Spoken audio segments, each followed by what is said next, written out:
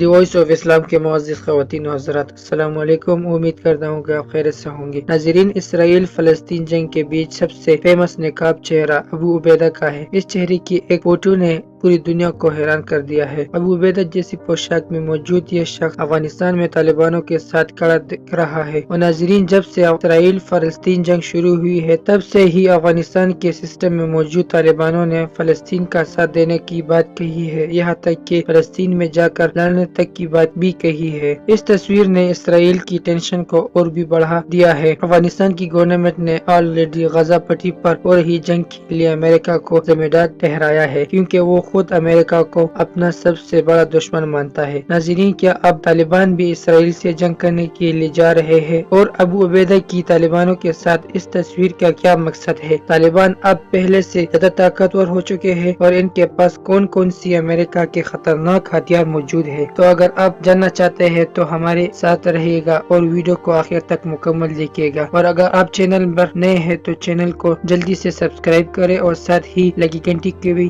نشان کو بھی لازم دبائیے تاکہ آپ کو ہمارے آنے والے ویڈیو سب سے پہلے مل سکے۔ تو ناظرین، افغانستان کافی بڑا ملک ہے اور اس کافی بڑے ملک پر حکومت کر رہے ہیں طالبان گروپ کے پاس کافی خطرناک امریکن ہتھیار بھی موجود ہے۔ ناظرین، 2 سال پہلے ایسا نہ تھا، لیکن ہتھیار امریکہ خود ہی چھوڑ کر گیا تھا۔ یہ ہتھیار اسرائیل کے لیے کافی بڑی مصیبت بن سکتی ہے، اور اس ٹائم اندازے کے مطابق افغانستان کی ملٹری میں لگ بھگ 75,000 فوجی ہے، لیکن آفیشل گروپ سے ان کی تعداد کہیں زیادہ ہو سکتی ہے۔ اس ملٹری کے پاس جتنے بھی ہتھیار موجود ہے ان میں سے زیادہ تر تو امریکہ فوج ان سے لڑنے کے لیے افغانستان لے آئی تھی یا پھر اس سے پہلے سوویت یونین کی ہے۔ ان کے پاس 62 R T 30 lakh Italy Soviet union کے دور میں بنائی گئی ہے، 55 54 اور 3 سے 2 ٹینکس۔ اس کے علاوہ امریکہ کی کافی فیمس ہیموی جن کی تعداد اندازے کے مطابق 13,000 سے لے کر 22,000 تک ہو سکتی ہے، جن میں سے 5 تو ایکٹیو ہے جنہیں ویڈیو میں دکھایا گیا ہے۔ امریکہ کے international mix pro format to fighting vehicle جیسے لینڈ مائنسز سے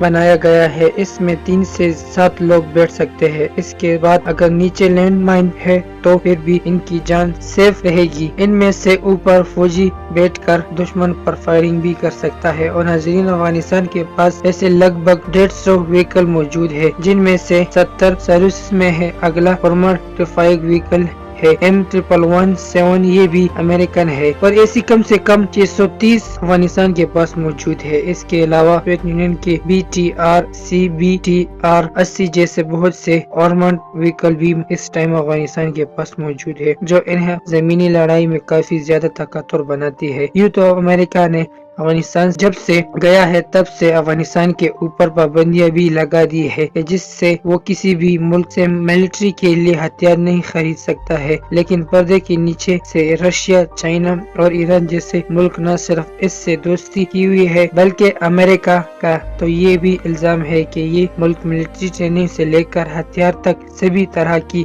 مدد افغانستان کو مہیا کر رہے ہیں، جو آگے چل کر اسرائیل کے لیے کافی بڑی مصیبت بن سکتا ہے۔ ناظرین، امریکہ افغانستان سے گیا اور اس نے اپنے بہت سی کرافٹ بھی وہیں پر چھوڑ دیے، جن میں سے A-29 counter insurgency year craft جو کہ برازیل میں بنتا ہے۔ اس کے علاوہ سسنا 2008 اربن اٹیک ایئر کرافٹ جو کہ اٹیک کے ساتھ ساتھ سپاہی اور انٹیلیجنس کے لیے بھی یوز کیا جاتا ہے۔ اس کے علاوہ امریکہ کے C-130 ہرکولس اینڈ ہوس N-22 جیسے بہت سے ایئر کرافٹ اور ہیلی کاپٹر آج افغانستان کی فوج کے پاس موجود ہے۔ ان ایئر کرافٹس کے علاوہ ان کے پاس ڈرونز بھی ہے، جن میں سکین ایگل امریکن ڈرونز کے جس کا کام ہوتا ہے اپنے high resolution day and night کیمرے سے یا پھر تھرمل امیجنگ کیمرے کی مدد سے دشمن کے ایریاز پر نظر رکھنا۔ ناظرین، یہ 20 گھنٹے تک لگاتار اڑ سکتا ہے۔ اس کی میکسیمم سپیڈ 148 کلومیٹر پر آور ہے، وہیں پر کلوزنگ سپیڈ لگ بھگ 111 کلومیٹر ہے۔ اس ڈرون کی مدد سے دشمن کے حملوں کا پہلے سے اندازہ لگایا جا سکتا ہے۔ اس امریکن ڈرونز کے علاوہ چائنا پر الزام یہ ہے کہ اس نے اپنے بلو فش اٹیکٹ ڈرونز کی